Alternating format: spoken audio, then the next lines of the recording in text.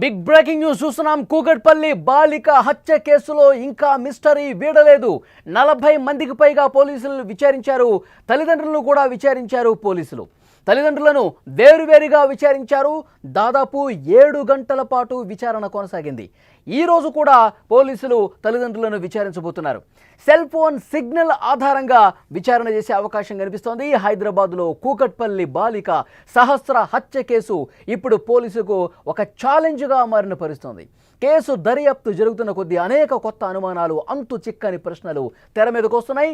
4 రోజులుగా పోలీసులు దర్యాప్తు చేస్తున్నా ఇప్పటికీ నిందితుడి ఆచూకీ లభించకపోవటం, హత్యకు గల కారణాలు తెలియకపోవటం ఈ కేసును మరింత క్లిష్టంగా మార్చింది.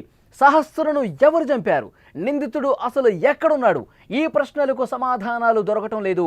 ఈ మిస్టరీని ఛేదించడానికి 5 ప్రత్యేక పోలీసు బృందాలను ఏర్పాటు చేసి దర్యాప్తును ముమ్మరం చేసినటువంటి పరిస్థితి ఉంది.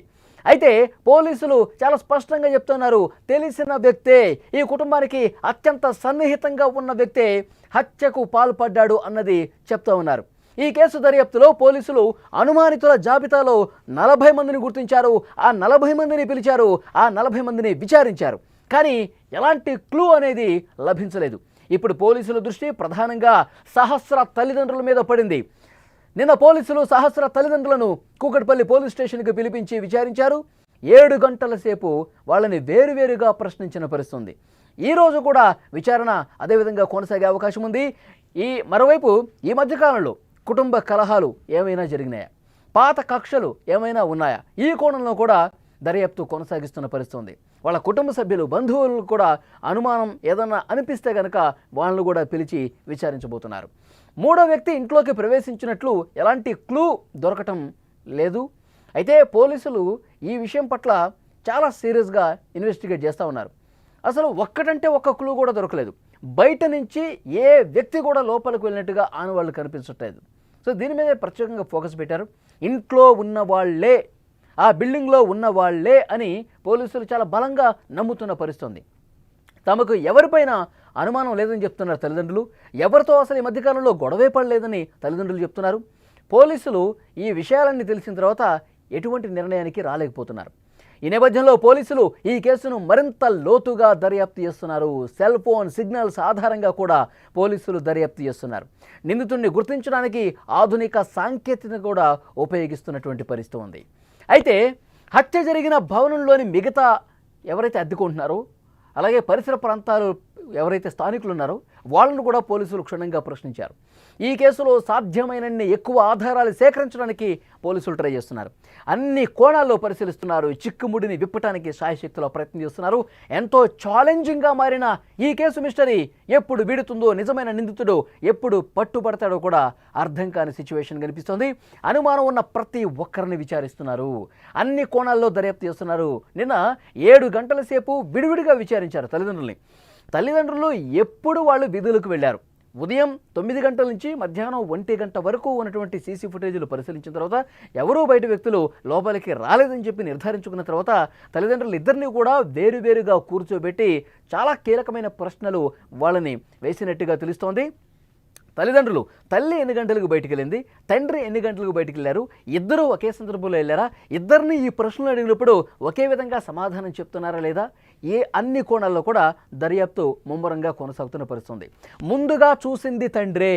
ముందుగా ఈ విషయం చూసి కింద ఆ అపార్ట్మెంట్లో ఎవరైతే అద్దెకుంటున్నారో ఆ కుటుంబాలకు కూడా చెప్పింది తండ్రి. ఆ తర్వాత పోలీసులకు ఇన్ఫామ్ చేసింది తండ్రి. తర్వాత ఈ కుటుంబానికి అత్యంత దగ్గరగా ఉన్న వాళ్ళకి ఈ సమాచారం పంపించింది తండ్రి.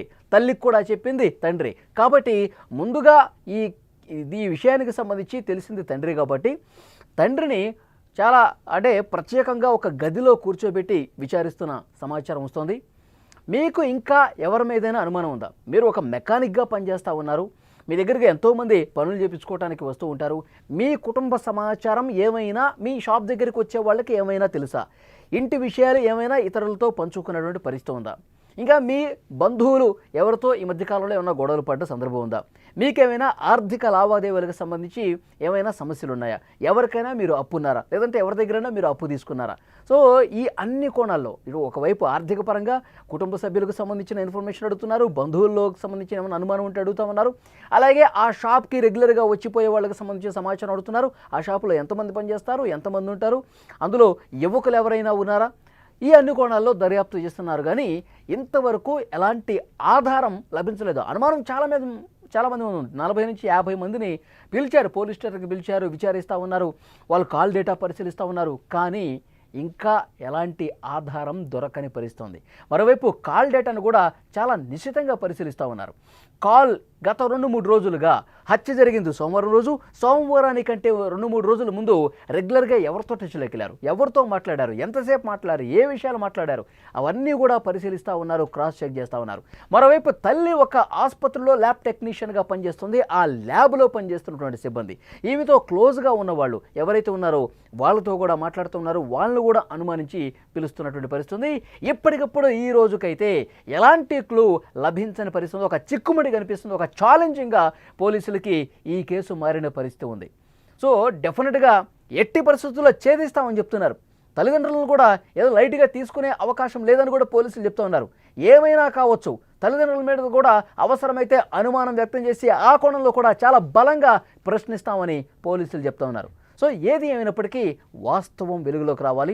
తప్పు చేసింది ఎవరో తెలియాలి, హత్య చేసింది ఎవరో తెలియాలి, ఆ హంతకుడు ఎవరన్నది ఎట్టి పరిస్థితుల్లో కనిపెట్టి తీరుతామని పోలీసులు చాలా స్పష్టంగా చెప్తున్నటువంటి పరిస్థితి. ఒకరోజు లేట్ అవుతుందేమో, 2 రోజులు లేట్ అవుతుందేమో, కానీ పట్టుకోవటం మాత్రం పక్కా అని చెప్పి పోలీసులు చెప్తున్నారు. చాలా సీరియస్గా ఇన్వెస్టిగేట్ చేస్తున్నట్టుగా పోలీసులు చెప్తూ ఉన్నారు. ఇది మొత్తం పరిశీలించిన తర్వాత ఈ వీడియో చూస్తున్న ప్రతి ఒక్కరూ కూడా రియాక్ట్ అవ్వండి, స్పందించండి. 10 ఏళ్ల బాలిక సహస్రను అత్యంత దారుణంగా, క్రూరంగా ఒక కత్తి తీసుకొని మెడ భాగంలో 14 ఘాట్లు కనిపిస్తూ ఉన్నాయి, పోట్లు కనిపిస్తూ ఉన్నాయి. శరీరం మొత్తం కూడా చూసుకుంటే 20 చోట్ల బలమైనటువంటి కత్తితో చేసిన గాయాలున్నాయి. చాలా దారుణమైన విషయం. ఒక్కసారిగా హైదరాబాద్ మొత్తం ఉలిక్కి పడినటువంటి పరిస్థితి. ఇంట్లోకి ప్రవేశించిన ఆధారం కనిపించట్లా. మరి పట్టపగలు ఉదయం 10 గంటల సమయంలో ఇంట్లోకి వెళ్ళి మరి ఇంత దారుణంగా పైశాచికత్వంగా ప్రవర్తించి చంపేశారంటే చాలా దారుణం ఇది. సో పోలీసులు అందుకే ఈ కేసుని చాలా సీరియస్గా తీసుకున్నారు, అందరినీ విచారిస్తూ ఉన్నారు. మీకేం అర్థమైంది? ఎవరిని ఇంకా అనుమానించాల్సినటువంటి అవసరం ఉందని చెప్పి మీరు భావిస్తూ ఉన్నారు? కామెంట్ బాక్స్లో తెలియజేయండి.